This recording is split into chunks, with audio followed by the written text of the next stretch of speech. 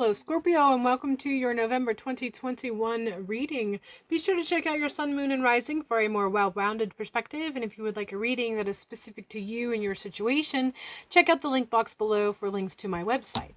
All right, let's go ahead and begin. We are starting out with leaving the month of October with an overall sense of things have come together. You feel like you can celebrate.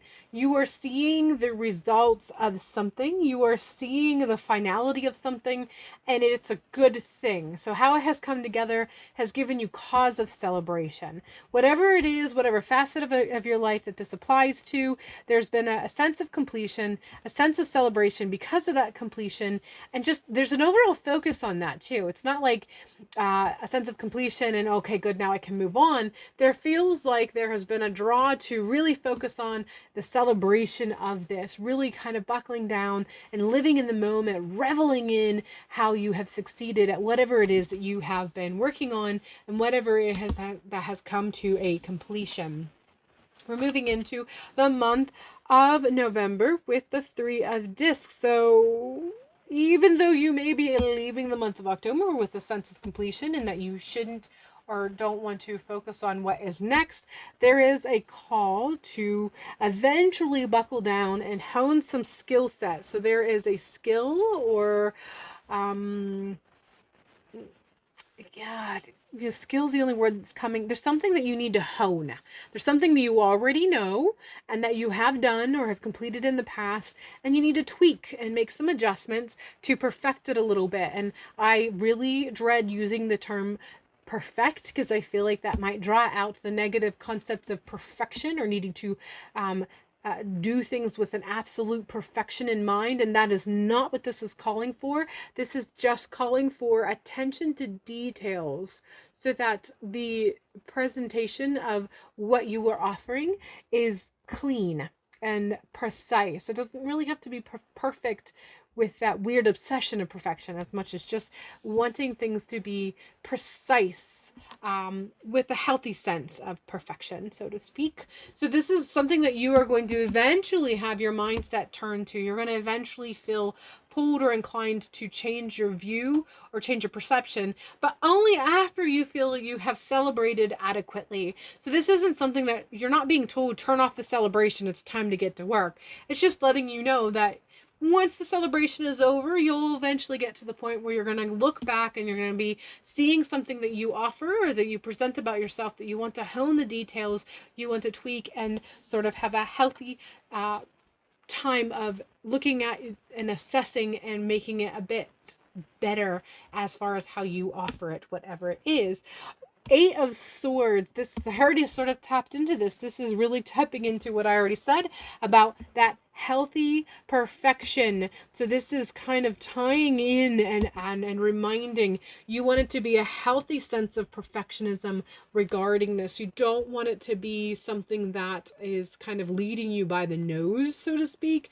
You don't want it to be a focus that is essentially making it so that you get fixated on something, and instead of making tweaking and adjustments that are healthy, you get kind of fixated on going over and over and over until it is absolute perfection. So there is a fine line between the two, and I feel like this isn't something really I need to address too much with you. I feel like a lot of you who are watching this, you actually are already aware of this being a fine line, knowing how to assess something and tweak it so that it is running smoother or offering from a smoother point of view versus getting kind of obsessive and fixating because your sense of perfection has skewed beyond being able to relax in what you know and what you offer versus wanting it to be smooth. So the Three of Discs and the Eight of Wands are really kind of coming in hand.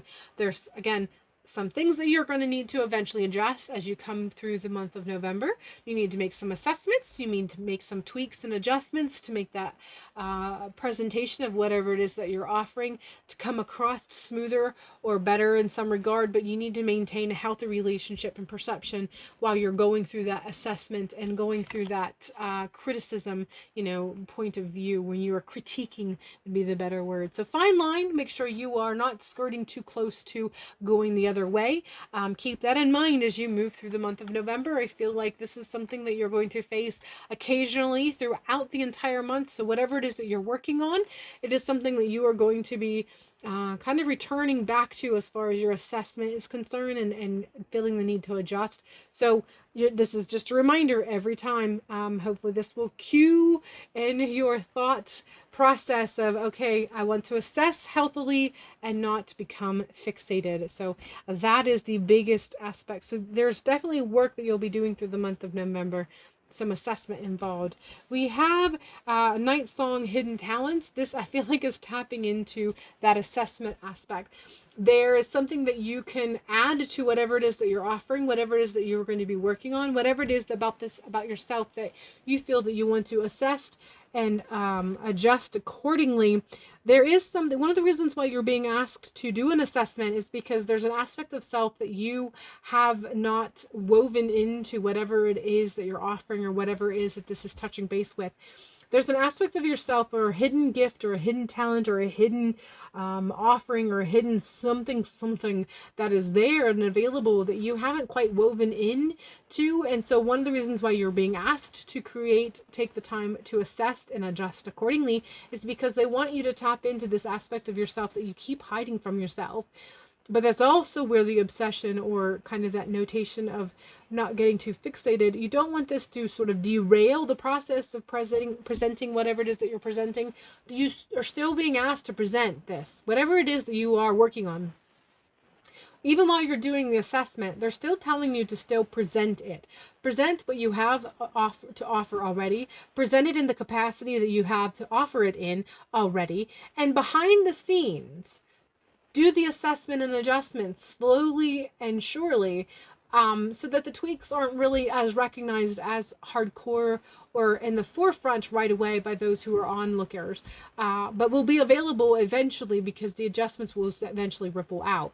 So, it's an assessment that's happening behind the scenes. It's adjustments that are happening behind the scenes, but they're slow and sure, and they're healthy, and they're kind.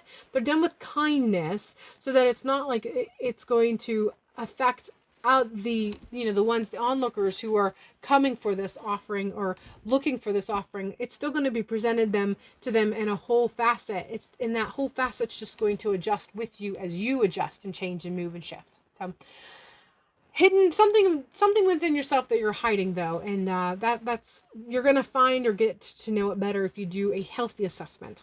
All right, that is all I have for you, Scorpios. I hope this reading was everything you were hoping for and more.